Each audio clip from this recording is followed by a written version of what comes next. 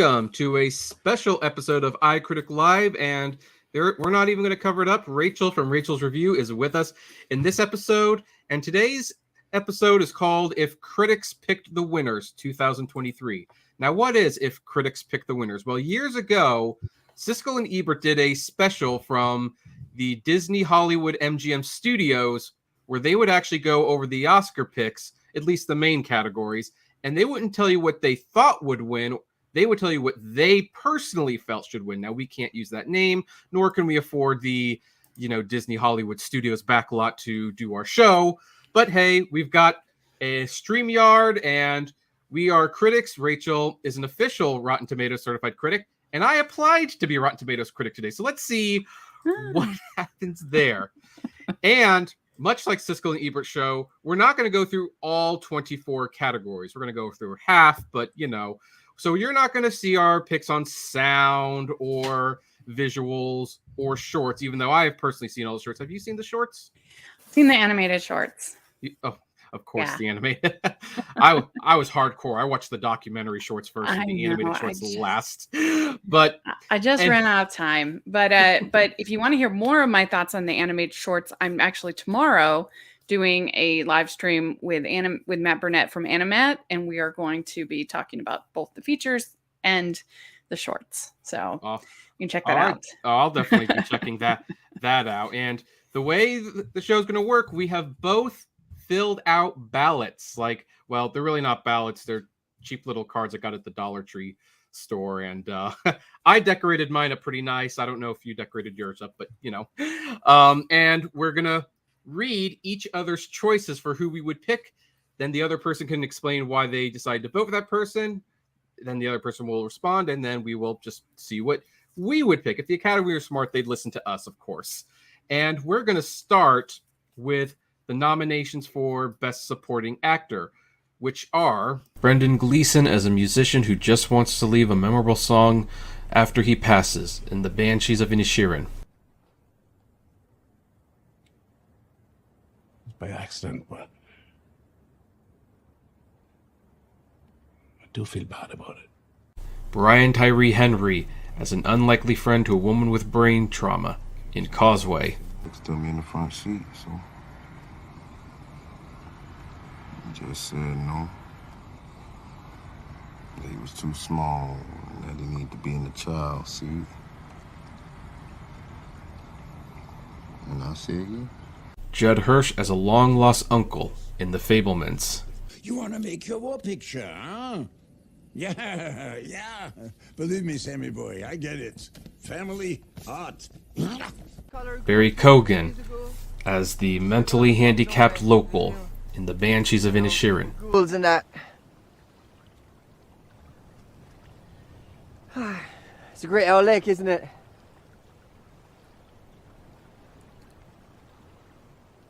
I'm glad I caught you, actually.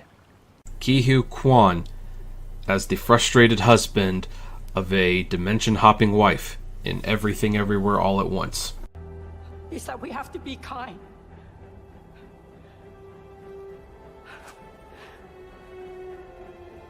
Please, be kind.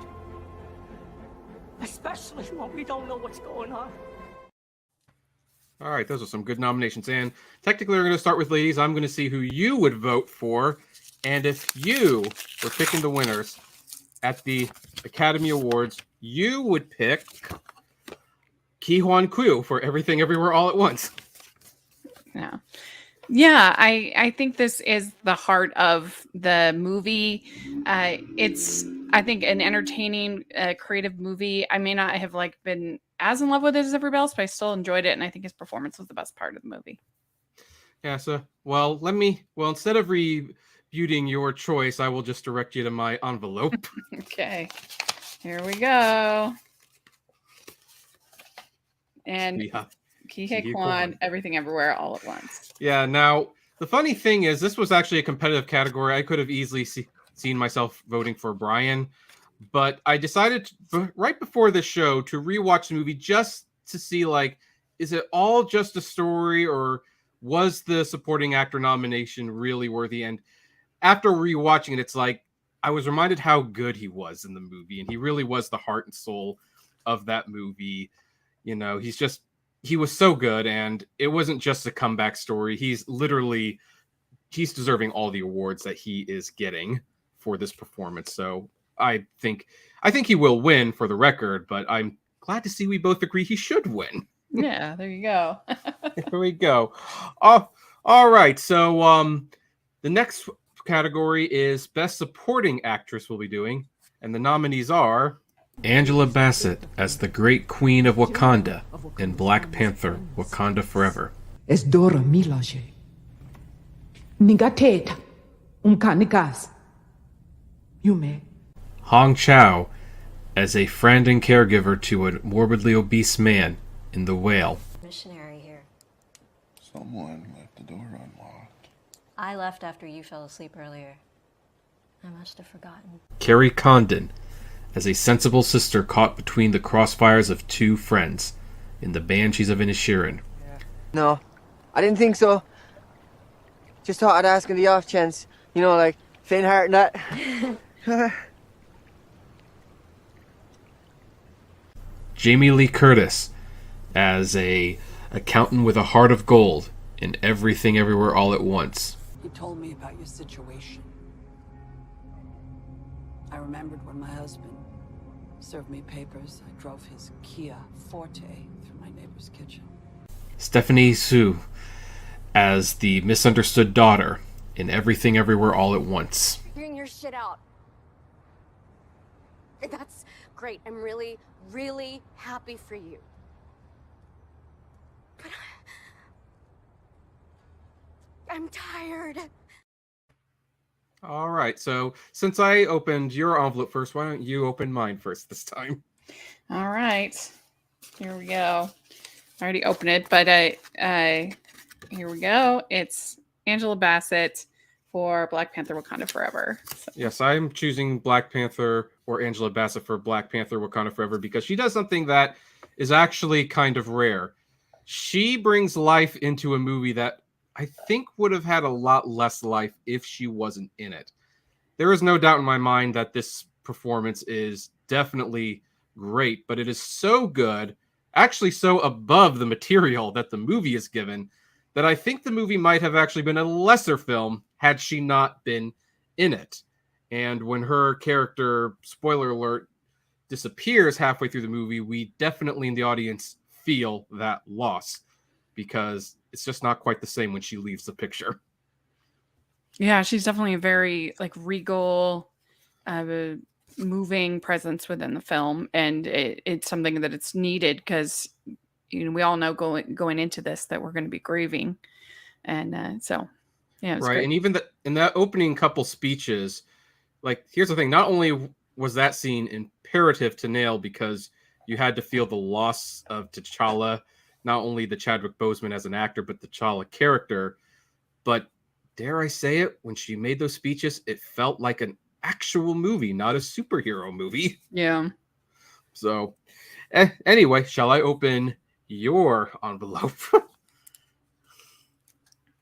Yeah, that look on your face, I'm sensing we're going to have a disagreement here. But your choice is Angela Bassett. What do you know? Two out of two. Yeah. No, I mean, I it's funny because the environment around superhero movies has made them very unpleasant for me to cover, but I actually consider myself a fan. I'm not one of those people that's like, oh, superhero movies, but it is nice when you get those moments where they really do kind of exceed the genre that they're in. Yeah, well, they've kind of become like action movies and rom-coms. You get so many of them every year that it's kind of hard to get excited about every single one of them. But once in a while, get any rom-coms, so I disagree with you there. They're very rare. But. Well, okay, rom-coms have been a little rare, but you know what I mean in terms of the superhero. There's so many superhero movies; it's hard to get excited about them anymore. Yeah. But yeah, but I have to say, another reason I was picking Angela Bassett is because she's an anchor in the first 15 minutes of the movie. And for that first 15 minutes of the movie, I actually thought the movie was going to be great. It didn't quite turn out great, but thanks in large part to her, it was pretty good, I would say. I enjoyed it. I gave it a positive recommendation. So 3.5 stars for me. So, but she's definitely the standout. I think we both agree. Yeah.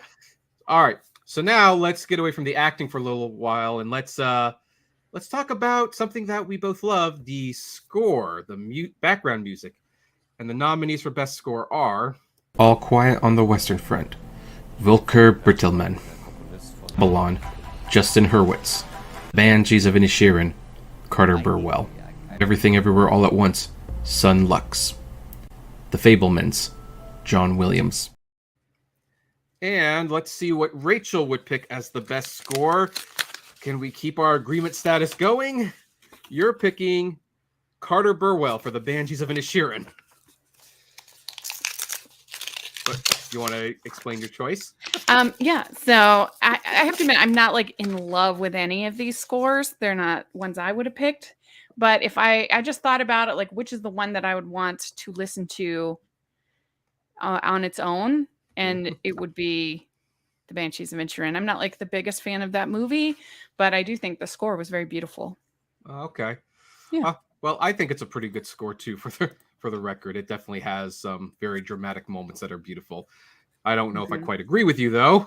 So on the All vote, right, you have Justin Hurwitz, Babylon. yes, and I know how you feel about Babylon, but Babylon's score, and it should be noted, none of my favorite scores of the year were nominated this year. So we have to pick what the Academy voted for. Otherwise, I would have picked Pinocchio's score. But out of these choices, I think Babylon is pretty obvious.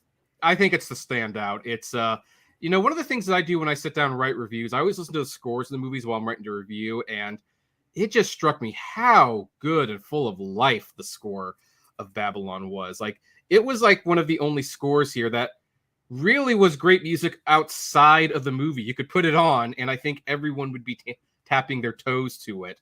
It was just really lively, really energetic. And though we're not going to like make it a point to mention the scores that we're disappointed with, I had to admit it was really weird that the most forgettable score was John Williams' score. I mean, I love the Fablemans, but after the movie was done, I didn't even remember hearing music in that movie. Yeah, it was fine. I mean, it did the job, but I'm not a fan of the Fablemans, but it was like a perfectly fine John Williams score. But like best of the year, no. Yeah. So I'm curious. You really like the score of the Banshees of Inisherin more than Babylon? Yes, definitely. Is it just because you hated Babylon that much? I mean, I have to admit it's maybe part of it, but I don't know. I feel like for a film about a musician, it needed to be really good, and it was. Oh, okay. Well, glad to hear. Now, for best song, here's a funny story. I did make a video montage for best song, but as I ran all the clips through YouTube, not only would every single song get copyright claimed, even though no more than 5 seconds of the songs would be heard, but at least one song would have blocked the video live. So we're going to have to just read this one out. But the nominations for Best Original Song are Lift Me Up from Black Panther Wakanda Forever by Rihanna, Ryan Coogler, and Ludwig Göransson. This Is Life from Everything Everywhere All at Once by David Byrne and Ryan Lott and Mitski. Natu Natu from RRR by MM Kriyavani and Chandra Bose. Applause from Tell It Like a Woman by Diane Warren. And Hold My Hand from Top Gun Maverick by Lady Gaga and Blood Pop. So let us go to my envelope and see what I would have picked. All right, your pick is Hold My Hand, Lady Gaga, and Blood Pop. Top Gun Maverick. I believe that of the 5, this is definitely the most singable. Now, some people might say, well, what about Natu Natu? Was that not catchy? And I have now seen RRR. I have greatly enjoyed RRR, but Natu Natu has a really big problem. While it is fun to watch in the movie, when I listen to it outside the movie, that song gets annoying real fast. So of the other nominees, I think Hold My Hand is definitely the most singable. It's the most memorable. So therefore, I have to vote. Although, again, my favorite song of the year was not nominated. which was from Pinocchio. Mhm. I'm just mentioning that because I think Pinocchio got totally screwed in the music categories this year. So Mhm. that's my choice for best song given the options. And do you have anything to say about my choice, or do you just want me to open the Oh yeah, envelope? it's a beautiful song. I don't know. I think my choice has a little more personality to it, in my opinion. Personality. Is that a dig? You know, I love having you on the show, but if it's going to turn into an insult, and your song with more personality is Natsu Natsu from RRR. I don't think it's annoying. How dare you? No, it gets really annoying when I you're not don't watching the agree. movie. No, like watching the movie, I can totally understand why the song is fun and why it stands out, but it is extremely generic when you take. Oh, I would say that the Lady Gaga song is more generic. I mean, I've heard a million songs, basically, sweet love song like that. I've heard. I've never heard a song like Natsu Natsu before, even in the Well, Bahubali movies. But I'm well, a huge S.S. Rajamouli fan. I've been a huge fan of his for many years, so I am biased. I admit yeah. it. Well, most songs have more than 2 words in them. That's why you don't hear many songs like Natsu Natsu on the radio. Again, I don't dislike Natsu Natsu. It's just I don't think it's Oscar worthy. But on the other hand, that's why we do the envelope thing, so we can Yeah, both get. I think that RR should have gotten recognized in many other places. But I do think it's, as far as like a song within a movie, it's the only one I think of these songs that's not just in the credits. And so I don't know. To me, it's definitely the most important song as far as the plot and the story of the movie. It does play the biggest role in the movie, that I will give you, but I have to be honest, if I had heard this song without seeing the movie first, and I think I even heard snippets of it before and just wasn't impressed, it was like, yeah, it's catchy to a point, but this is like a 2-minute song dragged to 4.5 minutes. But again, when you put the visuals and everything in the movie, it's a total winner under that circumstance. So, but hey, I can understand why people like it. All right. So our next category is going to be, let me see if I have this up, is going to be Best Adapted Screenplay. And I didn't make any videos for the screenplays because they're screenplays. They're written, so therefore it only felt appropriate to read the nominees out.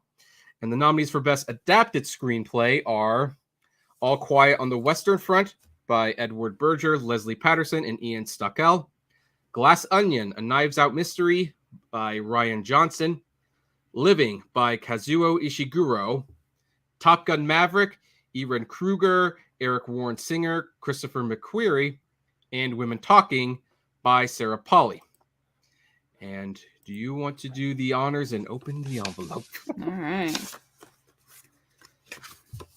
We have Living, Kazuo Ishiguro. Yep. So admittingly, I'm a little biased in this category, although I have to say I am very surprised that Top Gun Maverick got nominated. The writing is not the first thing I think about when I watch that movie. But what was really struck me about Living is that it is actually based on one of my favorite Akira Kurosawa films. And it's such a tall ask when you decide you are going to adapt a great movie from a great director and you're going to move it out of another country. How's that going to work with the cultural differences? And boy, they did it. They not only adapted this Japanese movie into a very logical British setting, but it was just as touching and just as moving as the original. And dare I say, it might even be a little better than the Kurosawa classic, which is kind of a bad thing to admit, I know. So in my opinion, the screenplay had a lot to do with that, and I thought it was a winner. I was surprised just because how often does a remake get nominated for a screenplay, especially one that was like shot for shot, like this one was. It pretty much was shot for shot. And again, like I think in other hands, that could have really backfired like the Psycho remake did, but they did it shot by shot, but yet it had just enough subtle changes that it was kind of its own new thing. Mm-hmm. So yeah, I liked it. It was a good movie. So I can understand. I mean, I saw it at Sundance. So it's been a while since I saw it, but yeah, it was a good film. Yeah, it is. Well, let's see if you agree agree with me. We started out in a role agreeing with each other, but we're now disagreeing a little bit. And you picked All Quiet on the Western Front. Yes. Yeah, I think it was an extremely moving film. I think it was very well done. I haven't read the book since high school, so I can't say to its authenticity to the book, but in my memory, it seemed like it was. And I saw so many movies in these Oscar screeners that I just didn't care for. And then when I watched All Quiet on the Western Front, I was like, that's it. That's an Oscar worthy film. That's a beautiful film. That's very well done. So it was one of the few. I had a lot of unpopular opinions this Oscar season. I noticed that you did.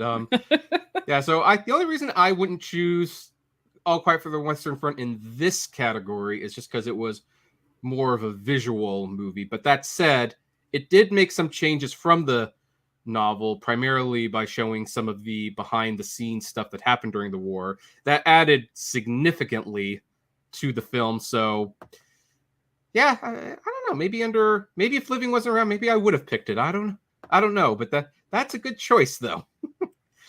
All right, so now it's time to look at the original screenplay nominations. And the original screenplay nominees are The Banshees of Inisherin by Martin McDowell, Everything Everywhere All at Once by Daniel Kwan and Daniel Scheinert, The Fabelmans, Steven Spielberg and Tony Kushner, Tar, Todd Field, and Triangle of Sadness by Ruben Östlund. And let's see what you have picked for the original screenplay. I love opening these envelopes. We need to make this a yearly thing. I love opening envelopes. And you picked Everything Everywhere All at Once. There we go. And I have to admit, I'm not like in love with any of these. They're not my favorite, but it was Everything Everywhere All at Once was creative. It was surprising. I saw it actually the same day as I saw The Northman. So that was quite the day. That was quite the day. But yeah, I there are moments where I felt like it was a little try hard, if I'm honest, that I felt like, I don't know, it's just like, okay, we get it. You're trying too hard to be quirky, but I still overall enjoyed it. And to me, it was the most satisfying of any of these. Okay. Well, it was certainly the most original out of all of those. It was, the others have like a certain degree of familiarity, but Everything Everywhere certainly is like, well, that stands out as the original concept movie. Mm-hmm. But it wasn't quite my pick. So okay, let's see. We have Ruben Östlund, Triangle of Sadness. Yes, this is well, for the purposes of this show, this is not a Rachel movie. I'll just say that right now. But as someone who, one of the things that was kind of impressive about Triangle of Sadness is that it was really, I know that it's kind of being said like, oh yeah, they're making all these movies about how miserable the 1% is, but I think Triangle of Sadness took it a step further by, really observing how people are truly not happy with the attention and the money that they have they don't even realize it. I think the scenes that stuck me the most was especially from the influencers who are on this very expensive vacation, lavishly paid for. They're having an experience that everyone would love to have, and they're not even enjoying it because they're too busy living in their cell phone. And I thought observations like that were very, very astute.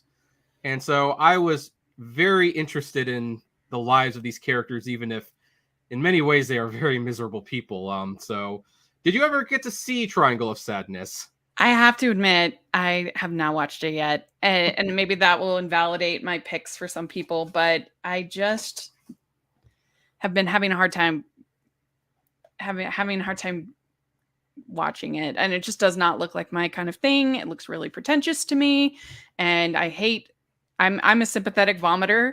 So like the throwing up, like does not that scene, I personally found that scene hilarious. That's another reason. Like, how often do you get a drama that is serious that can get away with having a vomiting scene that kooky? And actually still have I can almost assure you right now, you probably will not enjoy this movie. I'm just knowing you, I think that's going to be the case. But yeah. Who knows? Maybe you'll be surprised. Like, my wife was actually very surprised how much she enjoyed it, and so I was I know like, I should have. It's bad on me as a critic. I should have watched it, yeah, but but it doesn't sorry. invalidate your opinion. In fact, real Academy voters admit all the time to not seeing all the nominated films. So, I think I've seen all but one of the Best Supporting Actor performances. So, but I haven't seen Blonde. I haven't seen Triangle Sadness, and I haven't seen Causeway. I missed that one. I think I've seen and then like the documentaries. I haven't seen all of those. Yeah, I saw 3 of the 5 documentaries.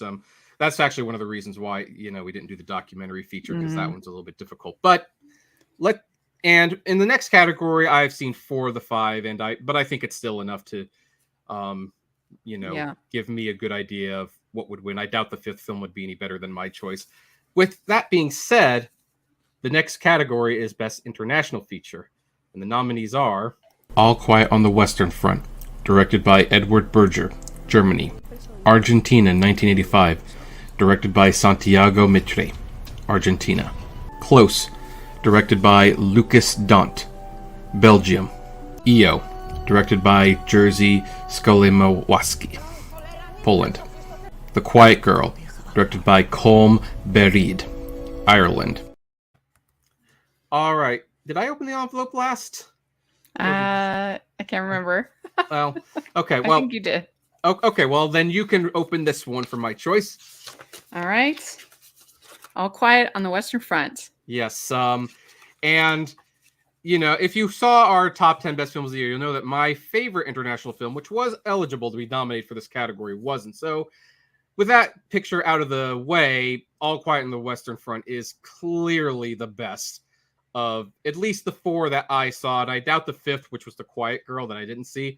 I doubt that would have been as good as this, because All Quiet on the Western Front is epic, it's emotional, it's beautiful, it's heart-wrenching, and it really tells a universal story. It's international cinema that anyone from any country in all walks of life can relate to. I think that makes it pretty special, so obviously I'm going to pick that one. You weren't going to go with the Donkey movie? Actually, the Donkey movie would have been my second choice. I mean, it was pretty good. Like, it was really good. I'm not going to say it wasn't good, but quite the year for donkeys. It was quite the year for donkeys. Does that mean we're going to have a disagreement? Should I open your envelope? All right, I'm opening it. I think you just unveiled. We agree again. All Quiet on the Western Front. Yeah, this is one of my favorite movies of the year. It was in my top 15. I just was watching screener after screener, these movies that were just underwhelming me, and then I watch All Quiet on the Western Front, and I'm like, that's some emotion. That's some characters that I cared about. It was brutal. It was moving. I thought, great. So yeah. Oh no, it was very great. By the way, my wife says I love Triangle of Sadness. showing that. But yeah, no. Again, this point of the show is not to predict the Oscars, but yeah, I don't think there's any way that All Quiet on the Western Front does not win Best International Feature Film, as well as a couple other awards. Now then, I think it'll probably win the Sound Award as well. Yeah, maybe, or Top Gun. Yeah, that or Top Gun, I would think. Now we get to a category that's actually personal for both you and me.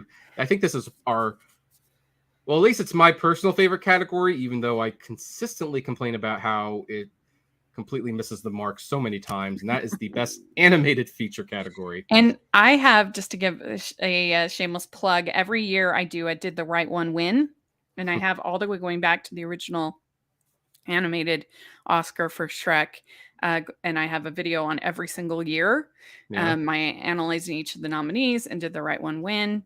And so I will be doing that again for this year. It probably won't be until the beginning of April because I'm traveling, but anyway, it'll be fun. Yeah, and you have to see what wins first, which we'll see which wins. But the nominees for Best Animated Feature Film are Guillermo del Toro's Pinocchio, directed by Guillermo del Toro, Mark Gustafson, Gary Unger, and Alex Bulkley. Marcel the Shell with Shoes On, directed by Dean Fisher Camp, Elizabeth Holm, Andrew Goldman, Caroline Kaplan, and Paul Mezzi. Puss in Boots: The Last Wish, directed by Joel Crawford and Mark Swift. Sea Beast, directed by Chris Williams and Jed Schlanger. Turning Red, directed by Dominique Shi and Lindsay Collins. All right, and I am going to open your envelope. Something This smells was hard for me because something smells furry. This was hard for me because I absolutely love three out of the 5 films. But you picked Puss in Boots: The Last Wish. I did. thought I smelled something furry. Absolutely love this movie. I think the animation was just blew me away. I thought the story was really moving and beautiful, and I loved all of the characters. Perito is a new favorite of mine, and I just really admire that they went for it so much. They did not have to make this movie as good as they did. They could have easily just made a lazy Shrek sequel, and they didn't. They really pushed themselves, and the animation is some of the most beautiful I've ever seen, especially that first 20 minutes. And I just loved all the characters. I love Goldilocks and that whole family story. And you get some real heart with Puss in Boots trying to figure out what matters in his life and dealing with death. And I think that the wolf as Death is one of the most scary, meaningful villains that we've seen in an animated film in a long, long time. It was so well done, I thought. So I just loved it. I thought it was absolutely special. But I absolutely loved Marcel the Shell with Shoes On as well. That was my second favorite, or number 1 for the year. I loved that movie so much. His search for his family, all the creativity in him moving all around was just delightful, and his relationship with his grandma. I loved that. I loved Guillermo del Toro's Pinocchio. I do think that it's a little long in the war section, but other than that, I think it's just about perfect. The animation is stunning. So those were 3 very, very, very special films for me, and it killed you to pick one. Yeah, it killed me to pick one. Well, I picked one, and it wasn't quite as difficult for me. So we'll see. All right. So you have Guillermo del Toro's Pinocchio, and I do think that's probably what is going to win, and I'll be fine with that. Yeah. It's a worthy winner. I think that this is I think this was clearly the best of the 5. It was the most mature, it was the most ambitious. I also have to admit even though I love Dean and I really hope he comes on my show one day, I did not consider voting for Marcel the Shell because I do not think it's an animated film. Not in the way that I think of animated film, so I just disqualified that from my vote. And when you do that, Guillermo del Toro's Pinocchio was easily the winner. Just boy, I just like, you rarely see an adult animated film like this made by a major studio, and I just love that it was something that you could really take it seriously and you could sink your teeth into it. And it did, and I think it did cover some of the same themes as Puss in Boots. I think it did so a little bit more maturely here. Puss in Boots was a little bit sunnier, if you will, at times. Pinocchio is a little bit more grim, I'll admit, but I kind of like grim sometimes, and I think Del Toro, he's just, I love his live action stuff, but I hope he makes more animation because he's really got an eye for visuals. I will say, I think in defense of Marcel the Shell, if you actually go into the behind the scenes, they created a lot of those live action, quote unquote, live action backgrounds. That were actually like backgrounds that they created, not just shooting in live action world. So really, even from a background perspective, it's an animated film, a stop motion animated film.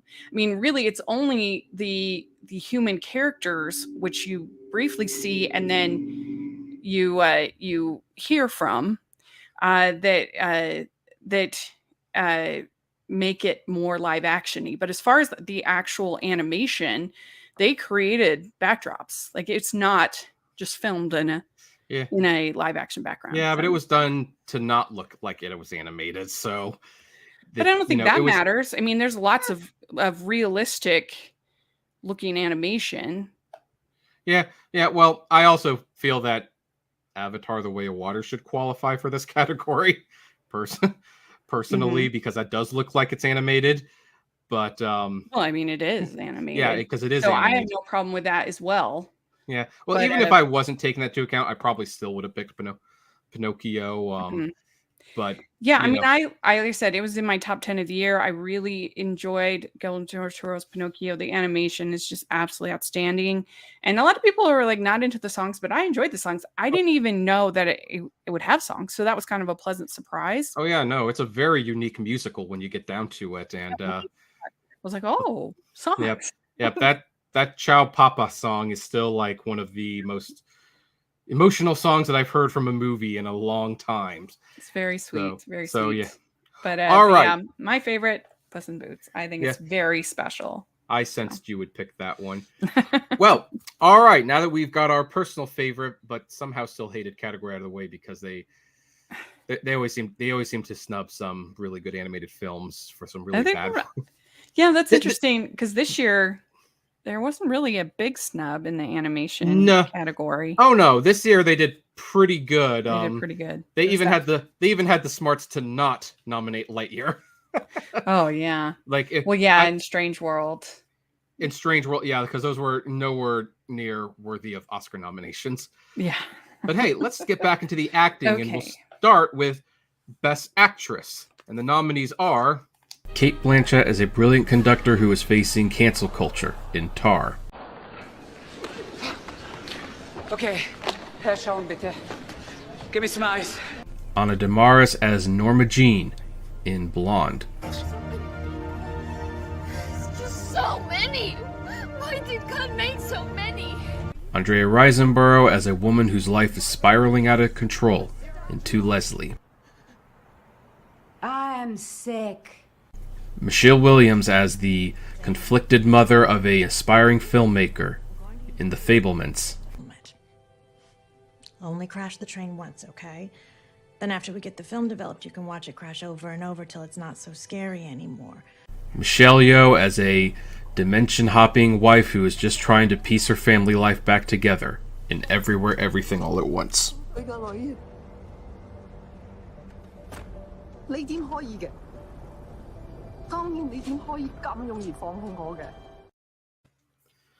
All right, and did I open the envelope first last time, or did you? I did. You did. Okay, so let's see what your pick for Best Actress is. Let me see. I'm not going to outwardly guess. I'm going to personally guess. I think I know what you picked. And I was correct. You picked Cate Blanchett for Tar. Yeah. Yeah, I mean, I wasn't even like the hugest fan of this movie. I thought it was fine.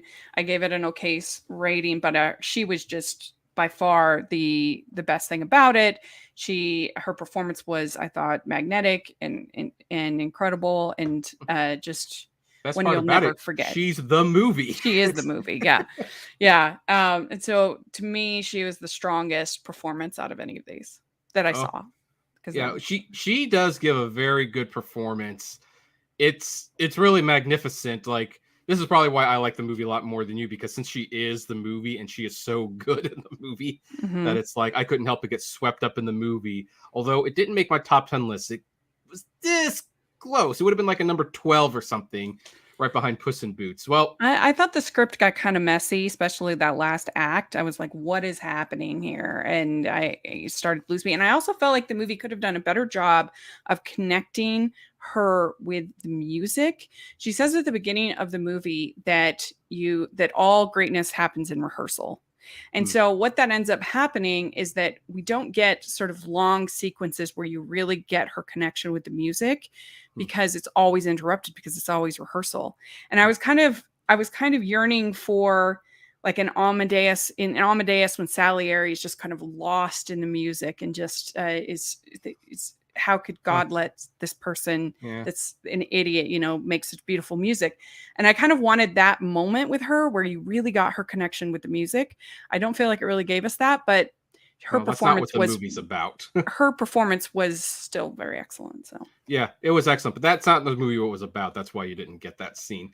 Well, anyway, no, I think the movie was about her character, and so I wanted to get an idea of what moved her and why she loved music so much. I think that was important for her character, and they could have done a better job with that, in my opinion. I think it was about primarily her downfall, fall from greatness to pariah. That's what I thought the movie. Well, yeah, but don't you need to know how much she loves, why music is important to her to understand that downfall? I think I understood why, especially I don't want to get into the end, but showing the length she was willing to go to keep doing music, I thought made that point pretty well. Well, anyway, we're talking about the performances, and I should probably inch you towards my envelope. All right, here we go. You have Andrea Riseborough into Leslie. Yes. Oh. I'm going to do the unconventional choice this time, because when I saw To Leslie, and to be fair, To Leslie is not the greatest film in the world, but I can totally see why she got the nomination after watching it. She is so good in it. This is the definition of a performance that elevates the movie material well above what it would normally be. You know, we've seen plenty of movies where women or men spiral out of control to drugs and alcohol. And in terms of the story and script beats, this isn't very different. But she does it so well where, you know, most of the time when they make these movies, you almost start to despise the person for getting their life into such a mess. And with Riseborough, I never felt anything but sorry for her. You always understand why she got there, how she is having a difficult time pulling herself, and how she almost lies to herself to convince herself that she's not in as bad a state as she is. It is an acting performance I have not seen in a very, very long time. So that is why it is my choice for Best Actress if I were checking a ballot and if I had one. Mm-hmm. Yeah, I have to admit, I have not seen that one either. I forgot, but I have not seen it. They also made it difficult because you have to pay $20 for it to watch it, which I was willing to do. It's like once in a while I'll do that. Oh, all right. Now we're going to do Best Actor, and the nominees for Best Actor are Austin Butler as the King of Rock and Roll in Elvis. There's a lot of people saying a lot of things. Of course, you got to listen to the people that you love.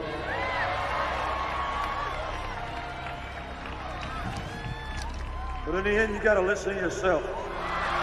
Colin Farrell as a man who's found his best friend abandons him in the Banshees of Inisherin. Do you want to know what the 3 things that I hate the most on Inisherin is? Not really.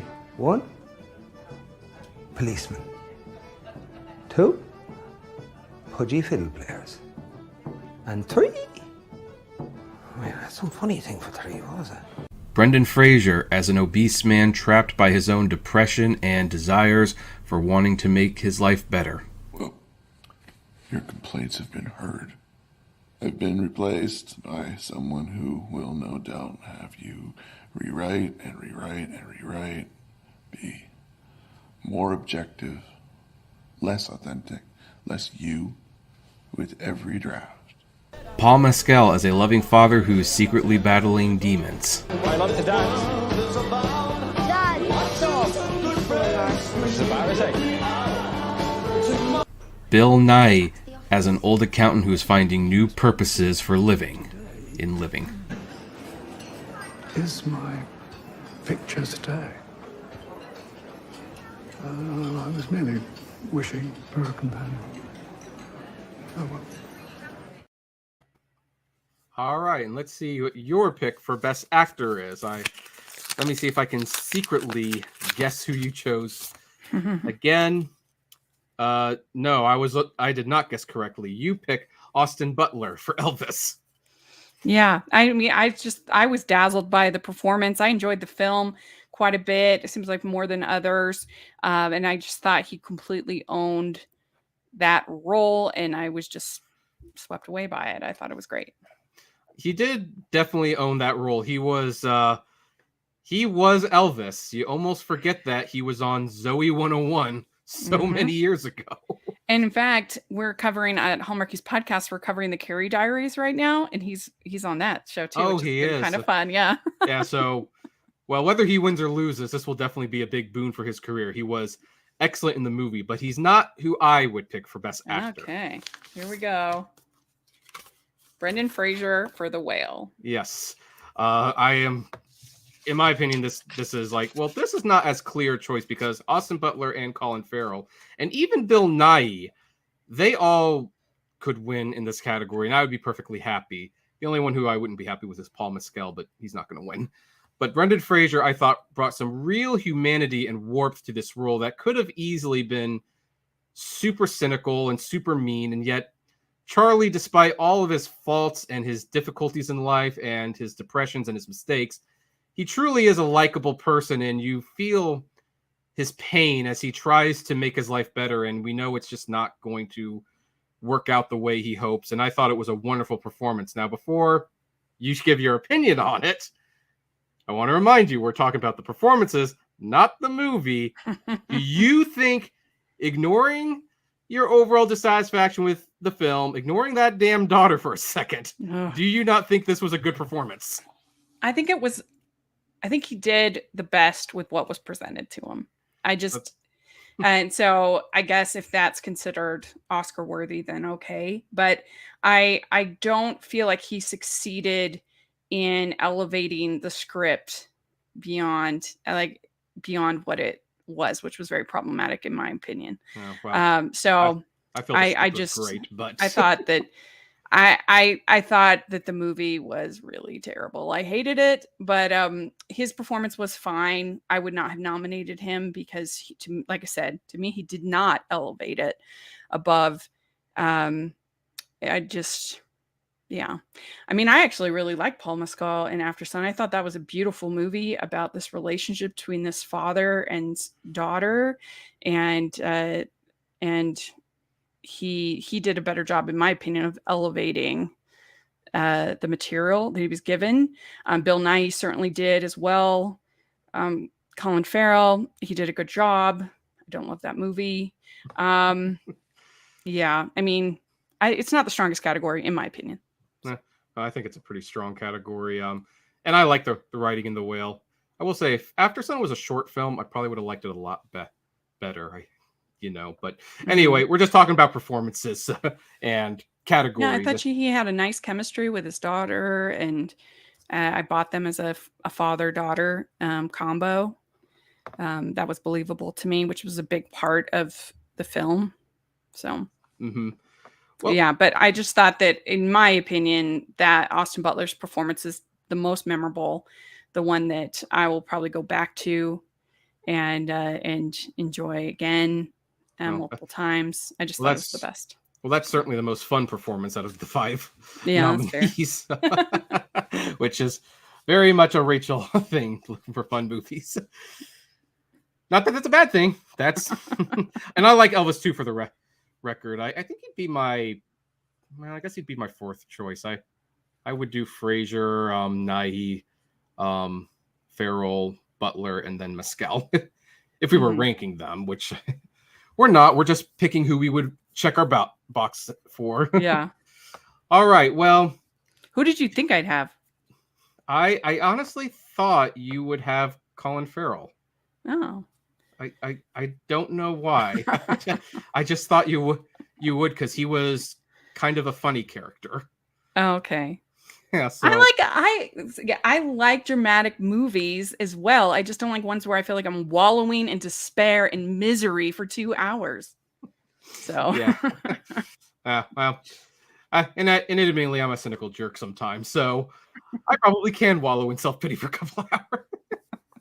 All right, let's move on to director. I mean, geez, we agreed on 3. Hopefully we'll one more before this is all. This one's a hard one. Director, I think. Yeah, director was a hard. Yeah, I'm going to say before we even get to the director nominees, I don't know what is up with the best director category this year. Like, they made some really weird choices and some really strange omissions. Like, movies that were nothing but directing did not get nominated. So I'm just going to say right now that even though I was able to pick one, and I can stand behind my choice personally, God, there was some much overall. They could have picked better directors, but this is the category for Best Director, and the nominees are Martin McDonagh for The Banshees of Inisherin, Daniel Kwan and Daniel Schneert, aka The Daniels, Everything Everywhere All at Once, Steven Spielberg, The Fabelmans, Todd Field, Tar, Ruben Ostlund, Triangle of Sadness.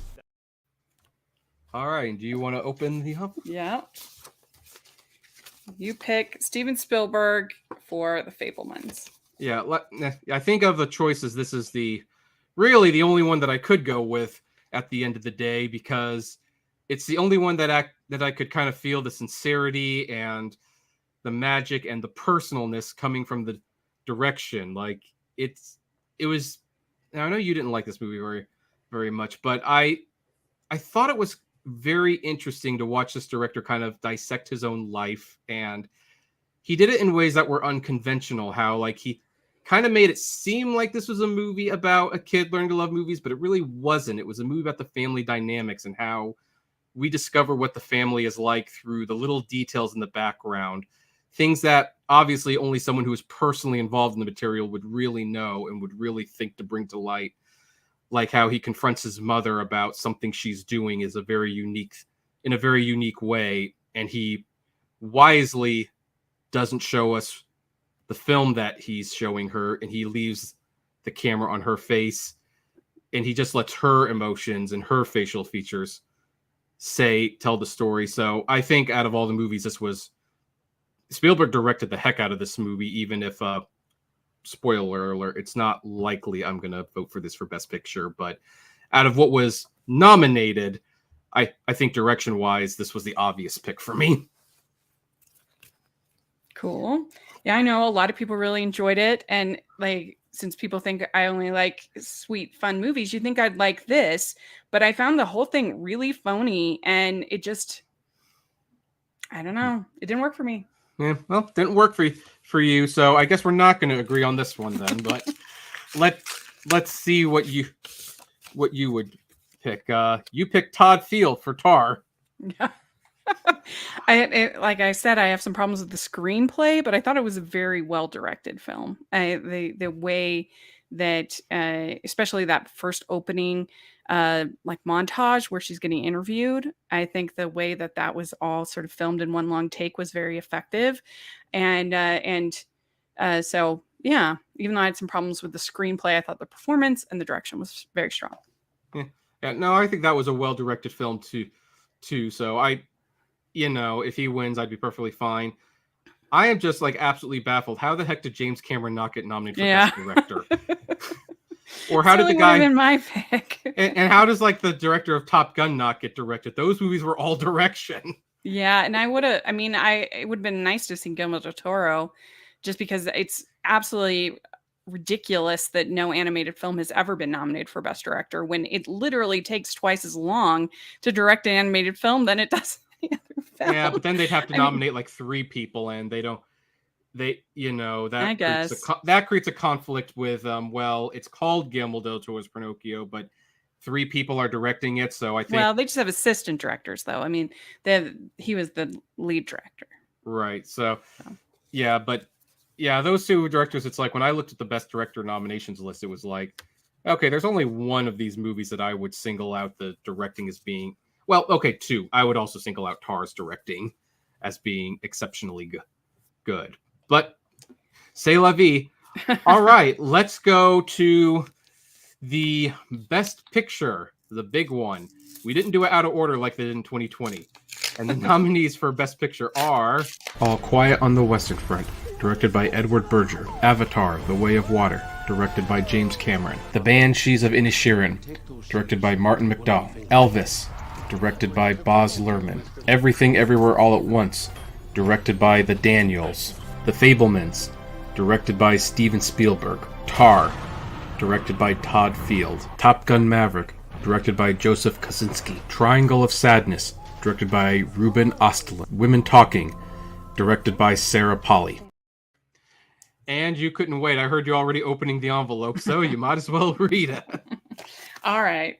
Your pick is Avatar, The Way of Water. Yes, I You know, it's just a numbers game. It was the highest on my top 10 list out of all these nominated movies, so of course I have to pick it. But the thing is, it's also one of the few movies that I saw multiple times in theaters. It really is almost I mean, even though I don't agree with the religious aspects of the movie, it almost is like a spiritual experience when you go into the theater, especially the IMAX 3, and you watch it and you get absorbed in this world. And the conflict is genuine, it's emotional. I thought that he outdid Avatar 1 in every way possible. I loved how he expanded the world. It just kind of felt like an out-of-body experience every single time. And, you know, I know it's not going to play the same at home when you take away the 3D and you take away the big screen. I totally acknowledge that. But, you know, as far as the theatrical experience goes, this and Top Gun Maverick those are reasons why I will always pick the big screen over a TV, because they just create the kind of experiences. And I think Avatar did it the best.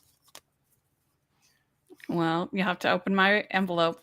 Oh, are we actually do we get to agree one more? Oh yeah, you pick Avatar: The Way of Water. Yeah, we agreed on the top one. That's really surprising to me. I didn't expect that. But yeah, it was the highest on my top 10 list of the nominated films. And I thought that it was such a moving experience. I mean, I am a sucker for anything in the water. I love water. I love the ocean. So like that, just the visuals alone were like, whoa.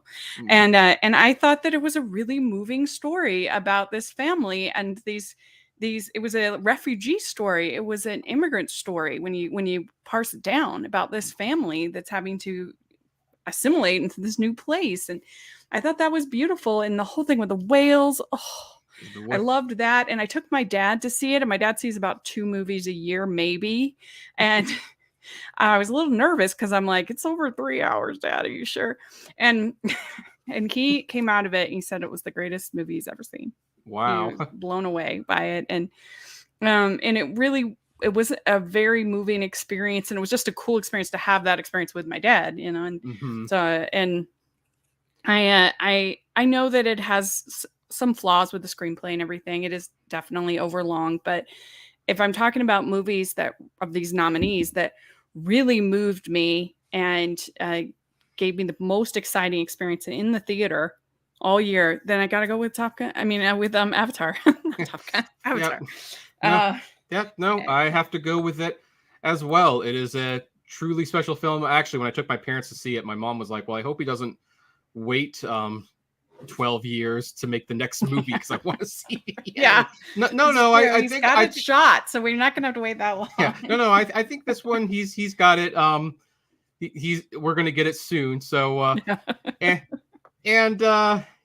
know it's not gonna win. I'm actually pretty confident though at this point that whatever the third one is, if the third one is as good as this one, then I think the Academy will have to award Avatar at some point. But I agree. You know, and there's some good choices here, but it was kind of like Avatar: The Way of Water is one of those movies that comes along once every decade or so, like literally once every decade, where it's like you just can't help but be blown away and you realize like this is the power of cinema.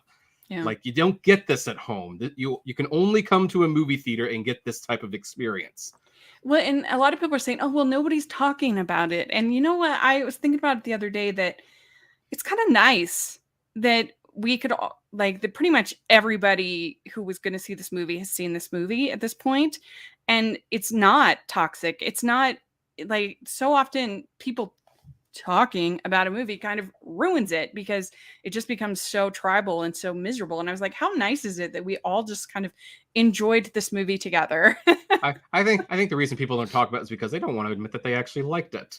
Yeah, I think that's fair too. But they spent so long poo-pooing James Cameron. No one's going to want to see Avatar 2. It's going to fail big time. Yeah. And then who wants to eat crow after saying that for how many years? Yeah.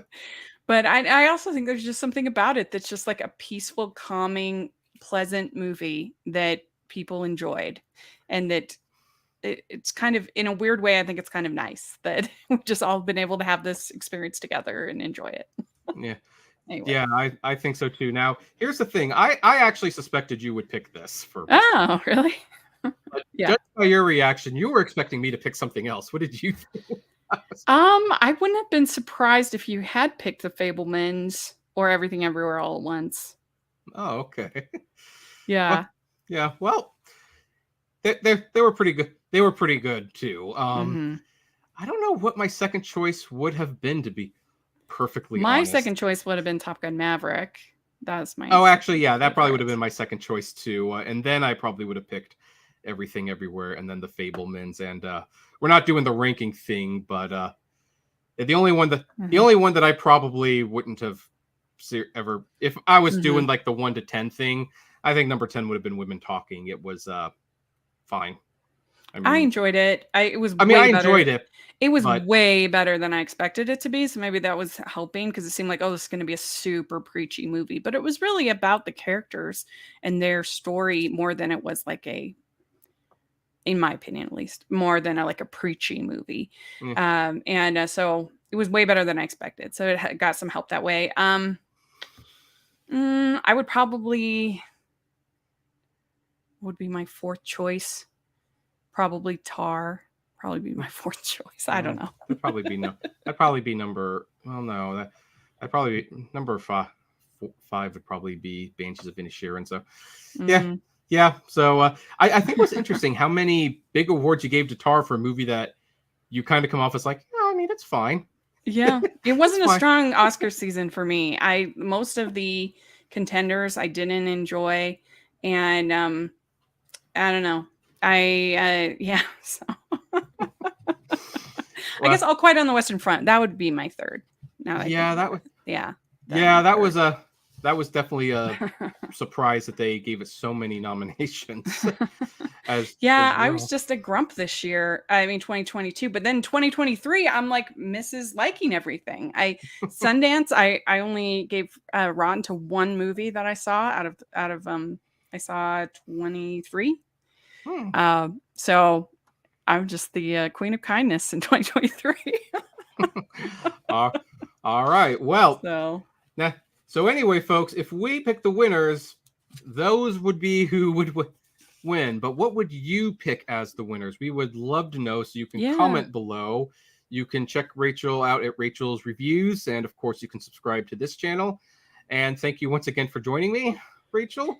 Yeah, and we have over at Hallmarkies Podcast, we have the Hallmarkies Podcast Awards that we do every year for TV movies, Christmas movies, all that kind of stuff, when we have acceptance speeches and stuff like that. So it's pretty fun. So if you want more of me in the awards world, check out that. Yes, please do. And as always, flame responsibly. Have a good one. Yay.